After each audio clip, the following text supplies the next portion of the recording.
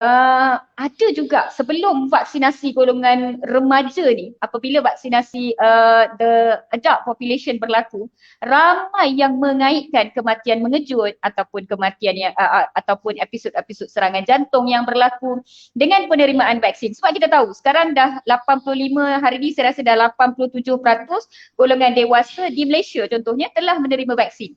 Jadi risiko penyakit jantung tu memang masih ada.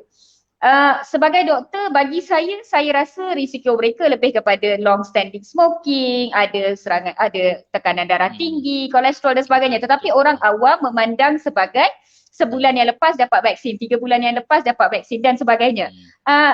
Coming into that angle, sebenarnya doktor, untuk viewers hari ini, untuk manfaat tim Celoteh Dr. Mala yang view hari ini, apa itu serangan jantung sebenarnya doktor, dan apa yang menyebabkan jantung tu dapat serangan, jantung like dia berdegup, and then apa yang menyebabkan dia dapat serangan dan sebenarnya bagaimana ia berlaku, untuk kami yang bukan kardiologis ni faham sebenarnya. Boleh tak doktor terangkan? Ya, I think apa yang Dr. Mala sebutkan tadi amat betul, sebab saya ada ramai pesakit yang saya rawat untuk serangan jantung.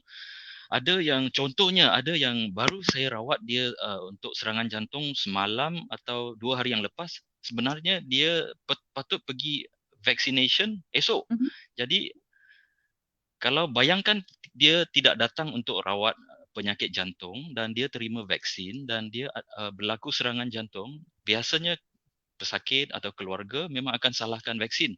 Jadi itu satu explanation yang saya boleh terangkan untuk tambah add on to what Dr. Mala mentioned earlier. So berkenaan dengan topik yang utama hari ini, apa itu serangan jantung? Sebenarnya serangan jantung secara amnya penyakit jantung yang orang ramai atau viewers, keluarga semua akan cakap serangan jantung sebenarnya adalah bila ada salur darah utama jantung yang membawa oksigen ke otot-otot jantung tiba-tiba tersumbat.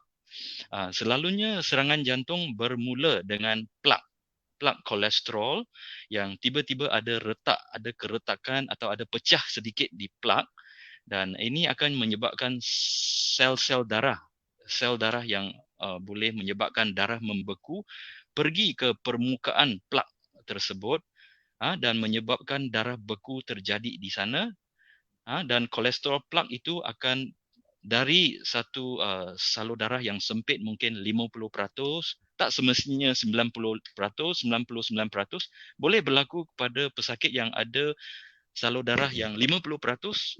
Selepas ada retak sedikit, sel-sel darah beku datang membentukkan satu darah beku di sana, dan ini menyebabkan satu gumpalan darah di salur darah berkenaan dan menyebabkan salur darah tersebut tiba-tiba blok 100%, 100%, dan menyebabkan oksigen yang sepatutnya dibawa salur darah tersebut jadi amat kurang. Jadi otot jantung tiba-tiba tak ada oksigen.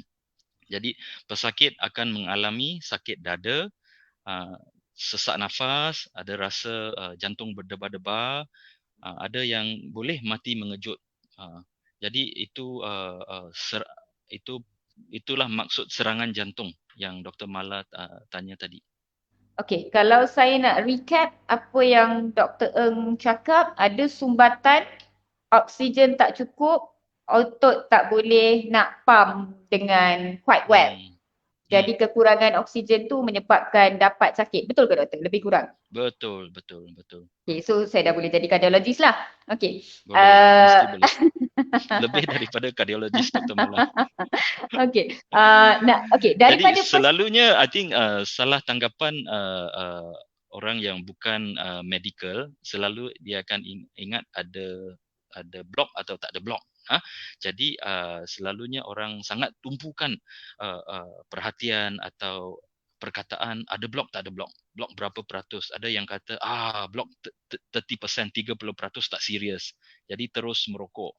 Jadi itu satu salah tanggapan yang sangat penting yang kita perlu jelaskan, sebab kebanyakan yang mati mengejut pesakit muda, heart attack yang sudden death adalah berlaku sebab ada plak rupture kolesterol plaque yang ada retak tiba-tiba yang menyebabkan darah beku datang, ada gumpalan darah dan menyebabkan salur darah itu blok.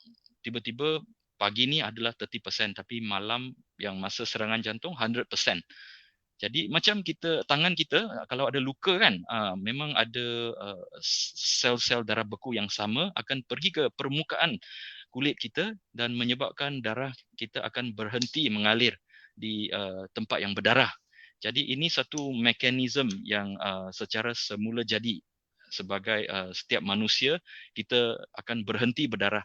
Tetapi bila berlaku di salur darah jantung, dia satu penyebab kematian. Jadi ini mungkin relevan kalau kita nak tanya kenapa kita perlu makan ubat cair darah, ubat kolesterol apabila kita ada risiko serangan jantung atau risiko penyakit jantung yang tinggi. Okay, faham. Now, kalau saya boleh recap balik maksud doktor, sumbatan tu dah ada tetapi dia pecah daripada dia punya gumpalan sumbatan tu macam dalam satu longkang kan.